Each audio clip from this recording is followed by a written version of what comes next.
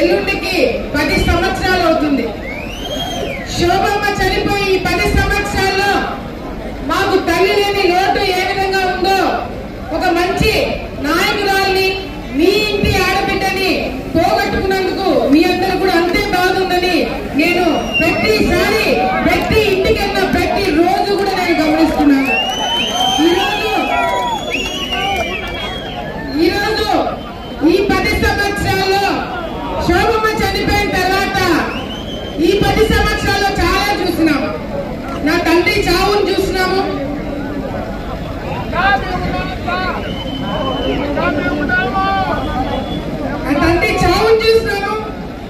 కార్యకర్తలు మా కోసము ఎన్ని ఇబ్బందులు పడ్డారో, ఎన్ని కేసులు పంపించుకున్నారో.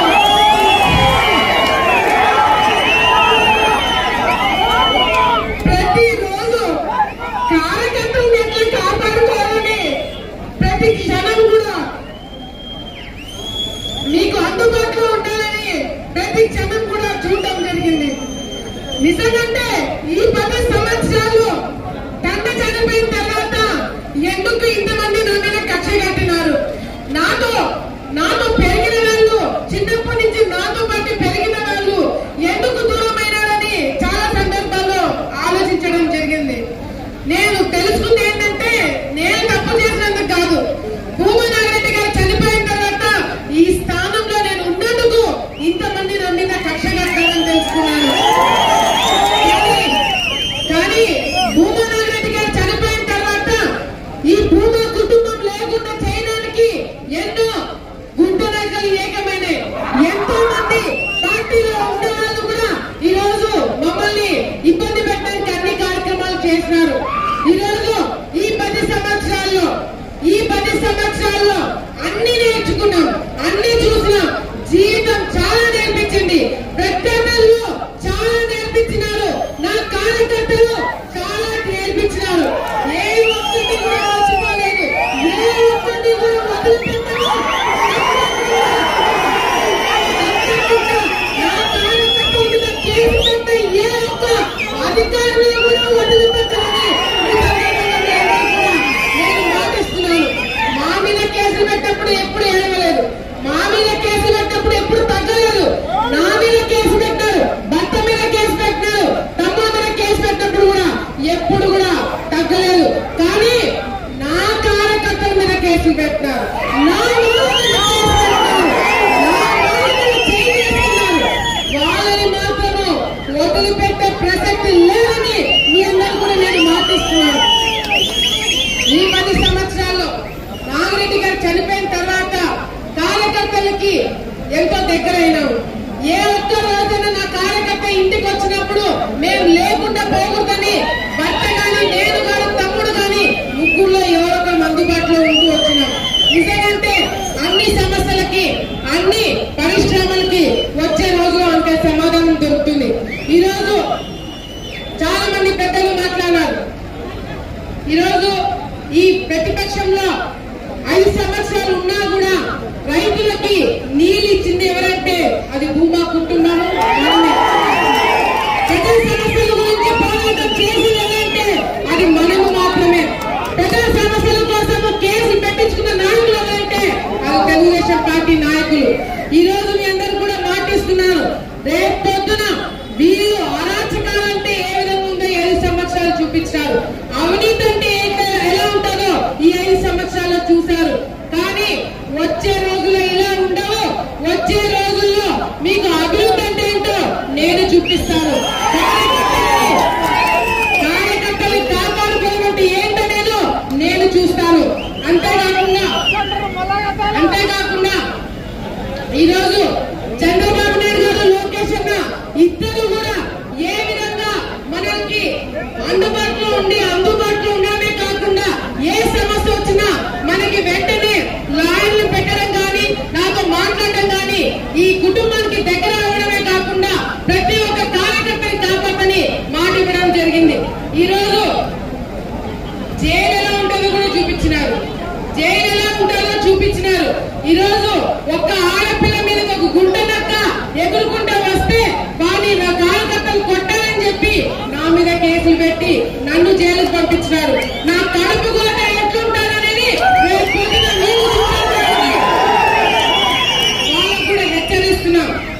అంతేకాకుండా ఈరోజు తెలుగుదేశం పార్టీ నాయకులు కావచ్చు, జనసేన నాయకులు కావచ్చు, బీజేపీ నాయకులు కావచ్చు, ఆఖరికి వైసీపీ నాయకులు కూడా నేను ఒకటే అడగదలుచుకున్నాను.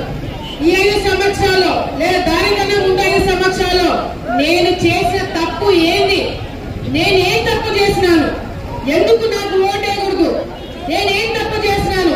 తండ్రి తల్లి చనిపోతే కుటుంబం బాధ్యతతో పాటు రాజకీయ బాధ్యతను నేను తీసుకోవడం నేను చేసిన తప్ప?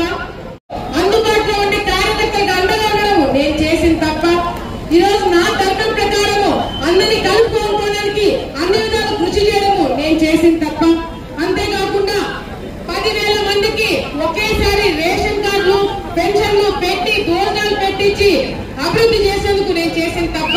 3,000 మందికి టిట్కో ఇల్లు కట్టించడం నేను చేసిన తప్ప? తాగునీటి సమస్య లేకుండా ఉండాలని 180 కోట్ల రూపాయలతో ప్రాజెక్టు తీసుకురావడం నేను చేసిన తప్ప? ఏ తప్పు చేశానని చెప్పి కూడా ఈరోజు వైసీపీ నాయకులు నా గురించి మాట్లాడుతున్నారు. వైసీపీ నాయకులు వీళ్ళ అధికారంలో ఉన్నారు. ఏ ఒక్క రోజైనా ఒక్క రోజైనా ప్రజల గురించి మాట్లాడారా? పోనీ నేను చేసిన అవినీతి కార్యక్రమాలు అంటున్నారే, ఒక్కటంటే ఒక్కటి నిరూపించగలిగినారని చెప్పి వైసీపీ నాయకులు అడుగుతున్నారు. ఈరోజు మీరందరినీ చూసిన తర్వాత నాకు చాలా రాసుకొని వచ్చినాను, కానీ ఇవన్నీ ఏది కూడా పనికి రావట్లేదు. నిజంగంటే ఈరోజు మీ అందరికీ ఒకటే చెప్తున్నా, ఏదైతే నా మీద తప్పుడు ప్రచారాలు చేశారో, ఏదైతే నా గురించి తప్పుడు కేసులు పెట్టారో అవన్నీ కూడా ఎవరు నమ్మట్లేదు. ఈ 5 సంవత్సరాలు మీరు చేసే డ్రామాలు చూస్తున్నారు, కోవట్లు చూస్తున్నారు. ఈరోజు ఇందాక విఖ్యాత్ చెప్పినట్టు ఎవరైతే భూమా కార్యకర్తలను కాపాడేందుకు నేను ముందుకొచ్చానని చెప్పి పిచ్చి వాళ్ళు వాడారో వాళ్ళందరూ కూడా చెప్తున్నా, నాన్న పిల్లలు పక్కకెళ్ళి ఆడుకోండమ్మా. ఇది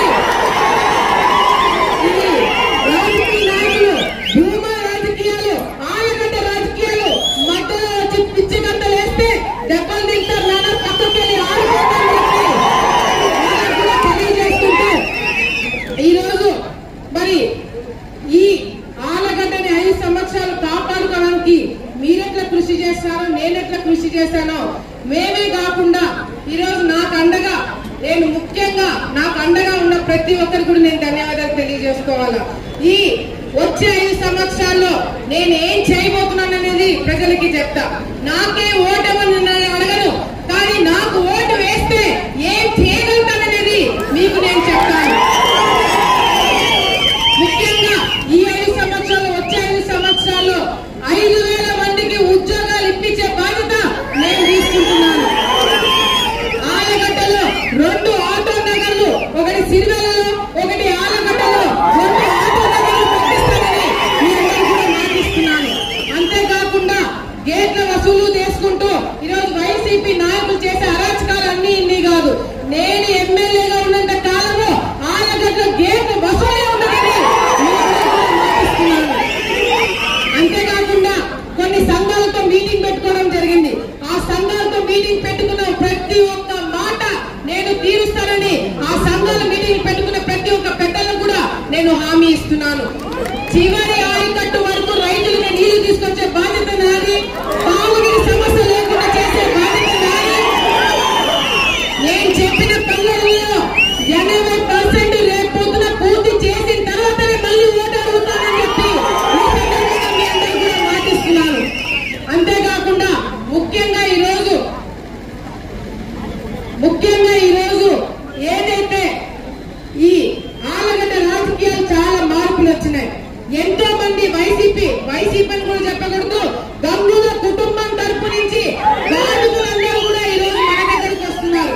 ఎందుకంటే వాళ్ళు సొంత కార్యకర్తల దగ్గర నుంచే భూములు లాక్కొని కబ్జాలు చేసి సొంత కార్యకర్తలే చూసుకోవాలని వాళ్ళు ఈరోజు ఆలగడ్డ ప్రజల్ని చూసుకుంటారు. అంతేకాకుండా ఈరోజు మా మీద నమ్మకంతో వచ్చిన ప్రతి ఒక్కరిని కాపాడుకున్న బాధ్యత నాది. అంతేకాకుండా ఈరోజు నాకు అండగా నిలబడిన వ్యక్తులందరికీ, కార్యకర్తలకి, నా కుటుంబ సభ్యులు, ఇక్కడ వ్యాన్ మీద ఉన్న నా పెద్దమ్మలకి, మామలకి, పెద్దమ్మలకి ప్రతి ఒక్కరికి కూడా నేను ధన్యవాదాలు తెలియజేసుకుంటున్నాను. మీకు ఇంకొకటి చెప్పాలా, నేను కాక మొన్న ఎస్వి సుబ్బారెడ్డి గారికి నేను ఫోన్ చేయడం జరిగింది. మా తాతకి ఫోన్ చేసి, తాత ఇట్లా నామినేషన్ వేస్తున్నాను, మీరు తప్పకుండా రావాలి అంటే, వయసు అయిపోయిందమ్మా, ఇప్పుడు నేను తిరగలేను, ఎండకి రాలేను, ఏమి అనుకోవద్దు, నా ఆశీర్వాదం